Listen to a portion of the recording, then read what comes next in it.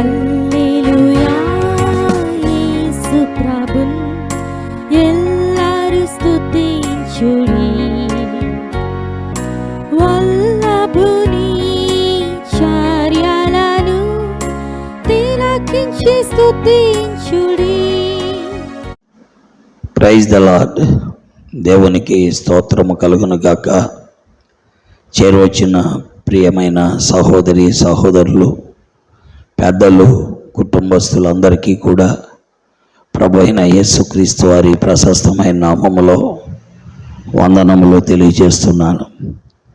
మీరందరూ క్షేమముగా సంతోషంగా ప్రభువులో ఉండాలని తండ్రి కుడిపార్శ్వమున నిత్యము ఆ ప్రభువు మనందరి కొరకే విజ్ఞాపన చేయించు ఉన్నాడు. ఈ సమయంలో దైవ గ్రంథం బైబిల్ నుండి సామెతల గ్రంథము 22వ అధ్యాయము 4వ వచనాన్ని చదువుతున్నాను. యెహోవా యందు భయభక్తులు కలిగి ఉండుట వినయమునకు ప్రతిఫలము, ఐశ్వర్యమును ఘనతయు జీవమును దాని వలన కలుగును. దేవుడి మాటలు దీవించుగాక. దైవ గ్రంథములో పిల్లరా, ఒక వ్యక్తి వినయ మనస్కుడుగా, తగ్గింపు కలిగిన వాడిగా, దీనుడిగా, సాత్వికుడిగా ప్రవర్తించాలి అంటే అతడు దేవుని యందు భయభక్తులు కలిగిన వాడుగా ఉండాలి. దేవుని యందు భయభక్తులు కలిగి ఉండుట వినయమునకు ప్రతిఫలం. పిల్లరా, ఆశ్చర్యం, ఈనాడు తమిళనాడులో ఉన్నటువంటి ముఖ్యమంత్రి, కొత్తగా ఇటీవల ప్రమాణ స్వీకారం చేసిన ముఖ్యమంత్రి జోసెఫ్ విజయ్, ఆయన ప్రమాణ స్వీకారం చేసిన తర్వాత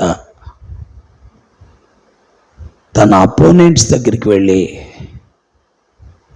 వారి దగ్గర తాను ఎంతో వినయముగా, ముఖ్యమంత్రి అయినప్పటికీ వారి గృహాలకు వెళ్ళాడు. వినయము, తగ్గింపు తనలో ఉందని రుజువుపరుచుకున్నాడు.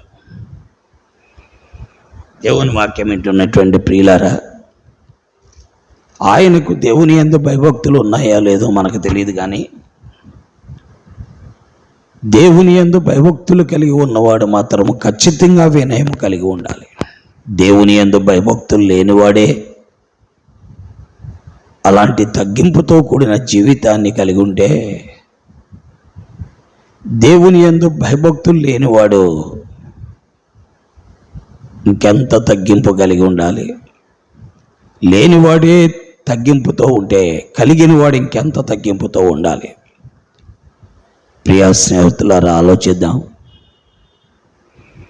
కాబట్టి చిన్న వయసు నుండి భక్తితో పాటు వినయము కూడా బిడ్డలకు నేర్పించాలి. చాలామందికి పదాజ్ఞలు కంఠస్థం వచ్చేస్తాయి, VBSలో బహుమతులు తీసుకుంటారు, సండే స్కూల్లో బహుమతులు తీసుకుంటారు, కానీ పెద్దలను గౌరవించుట, సేవకులను గౌరవించుట, ఎదుటివారి ఎడల దేన మనస్సు అనే వస్త్రాన్ని ధరించుకొనుట చేత కాదు.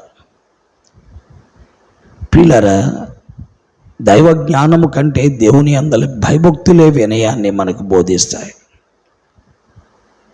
కాబట్టి దేవుని యందు భయభక్తులు కలిగి ఉండుట మనకు దీనత్వాన్ని, వినయాన్ని, సాత్వికాన్ని తీసుకొని రావాలి. అవి మనం కలిగి లేనప్పుడు మనం యోచించుకోవాలి, మనలో దైవుని అందరి భయభక్తులు తగ్గిపోతున్నాయని. కాబట్టి ప్రియులారా, గ్రహిద్దాం. ఐశ్వర్యము, ఘనత, జీవమును దాని వలన కలుగును. ఎప్పుడైతే దేవుని యందు భయభక్తులు కలిగి వినయ విధేయతతో, తగ్గింపుతో తాను ఉపేక్షించుకుంటాడో వానికి దేవుడట ఐశ్వర్యం ఇస్తాడంట, ఘనత ఇస్తాడంట, జీవం ఇస్తాడంట, ఆరోగ్యం. ఐశ్వర్యం, ఘనత, ఆరోగ్యం ఎవరికి? దేవుని యందు భయభక్తులు కలిగి వినయంగా ఉండేవాడికి. కాబట్టి ఆలోచిద్దాం, దేవుని సన్నిధిలో మనల్ని మనం అప్పగించుకుందాం. ఇవి మనం నేర్చుకోవాలంటే ప్రభు అయిన యేసుక్రీస్తు వారి దగ్గరికి రావాలి. ప్రభు అయిన యేసుక్రీస్తు వారు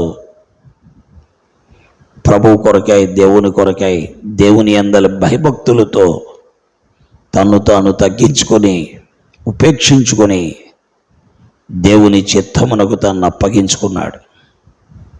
అలాగున అప్పగించుకొని శిలువకి ఎక్కాడు, శిలువలో శిక్ష అనుభవించాడు, రక్తము చిందించాడు, మరణించారు, తిరిగి సమాధిని గెలిచి తిరిగి లేచాడు. అందుకే ఈ రోజున ప్రతి వాని మోకాలు యేసు నామమును వంగుతుంది, ప్రతి వాని నాలుక యేసుక్రీస్తును ప్రభు అని ఒప్పుకుంటుంది. కాబట్టి గ్రహిద్దాం, గుర్తిద్దాం, ప్రభువుని వెంబడిద్దాం. అలాగున దేవుని యొక్క మేలును మనం అనుభవిద్దాం. దేవుడి మాటలు దీవించుగాక.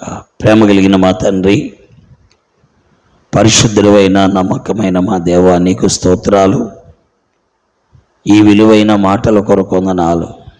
సామెతలు 22:4 దేవుని యందు భయభక్తులు కలిగి ఉండుట వినే మనకు ప్రతిఫలము, తద్వారా ఐశ్వర్యము, ఘనత, ఆరోగ్యము కలుగుతుందని చెప్పారు.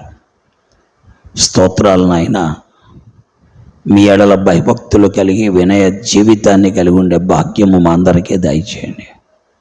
వాక్యమును ముద్రించమని, వినేవారికి గ్రహింపులోకి తెమ్మని యేసు నామములో ప్రార్థిస్తున్నాను తండ్రి, ఆమెన్.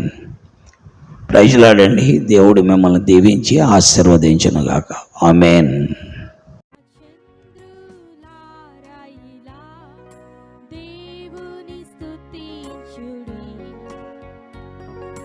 హృదయమును వెలిగించిన యేసుని స్తుతించుడి.